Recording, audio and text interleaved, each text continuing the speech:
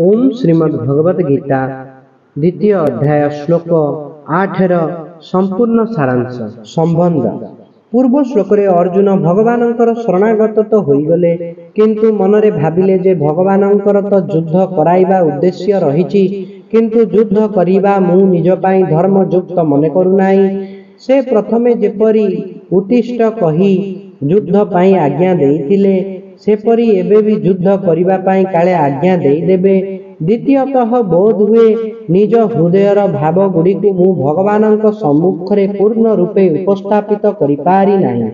ए दृष्टिरु अर्जुन निम्न श्लोकरे युद्ध न करिबा सपक्षरे निज हृदयर अवस्था को स्पष्ट रूपे वर्णना करुछन्ति। नहि प्रपश्यामि ममापनुद्यात् यच्छोकमुच्छो क्षणमिन्द्रियाणाम् अवाप्य भूमा वसपन्नमृद्धं राज्यं सुराणामपि चाधिपत्यम्। कारण पृथ्वी रे धन धान्य समृद्ध शत्रु विहीन राज्य एवं स्वर्गरे देवगणक आधिपत्य मिलिगले मध्य इंद्रिय मानंकु शुष्क कराउथिबा मोर एही दुख जे दूर होई जीव, एहा मु देखि पारु नाही। व्याख्या। अर्जुन विचार करुछन्ति भगवान बोधे भाबुछन्ति जे अर्जुन युद्ध कले विजयी हेब ओ विजय हेले ताकु राज्य मिलिब, जद्वारा तार चिंता और शोक दूर होई जीव ओ संतोष मिलिब। किंतु शोक जोगु मोर एपरि दशा होईछि जे विजय प्राप्ति परे मध्य मोर शोक जे दूर होई जीव, ए कथा मु देखि पारु नाही। अवाप्य भूमा वसपन्न मृद्धं राज्यम। जदि मते धन धान्य समृद्ध और निष्कंटक राज्य मिल जाए, अर्थात जेउ राज्य रे प्रजा बहुत सुखी, प्रजांक पाखरे बहुत धन धान्य अछि, कौनसी पदार्थर अभाव नाही और शत्रु उपद्रव नाही, सेही राज्य मिलिगले मध्य मोर शोक दूर होई पारिब नाही। सुराणामपि चाधिपत्यम। एही पृथ्वीर तुच्छ भोगविलास संपन्न राज्य कथा तो छाड़, इंद्रंकर दिव्य भोगविलास संपन्न राज्य मिलिगले मध्य मोर शोक ज्वाला और चिंता दूर होई पारिब नाही।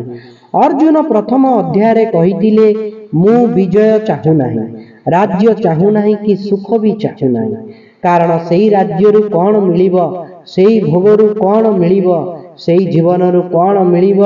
जेउ मानंक पाई आमे राज्य भोग और सुख चाहूचु, सेमाने ही मरिबा पाई आम सम्मुखरे ठिया होइछन्ति। एठारे अर्जुन कहुछन्ति पृथ्वी रे धन धान्य संपन्न और निष्कंटक राज्य मिलिगले तथा देवगणक आधिपत्य मिलिगले मध्य मोर शोक दूर होई पारिब नाही, मु सेथिरे सुखी होई पारिबि नाही। सेठारे कौटुंबिक ममता अधिक थिबारु अर्जुन युद्धरु विरत होइथिले, किंतु एठारे आत्म कल्याण भाव जागृत हेबारु से युद्धरु विरत हेउछन्ति। सुतरां सेठाकार विरति और एठाकार विरति मध्यरे बहुत तफात रहिछि।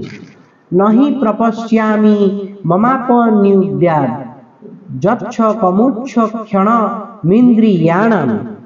जदि कुटुंबंक मरिबा आशंकारे मोर एते शोक हेउछि, तेबे सेमाने मरिगले मते केते शोक न हेबो।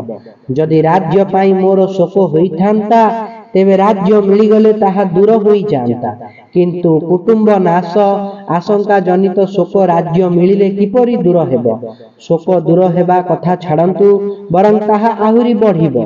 कारण युद्धरे जदि समस्ते मरिजिबे, तेबे प्राप्त राज्य को भोग करिबो किए, ताहा केउ कामरे आसीब। तेणु पृथ्वीर राजत्व और स्वर्गर आधिपत्य मिलिले भी मोर एही इंद्रिय शुष्ककारी शोक दूर होई पारिब नाही।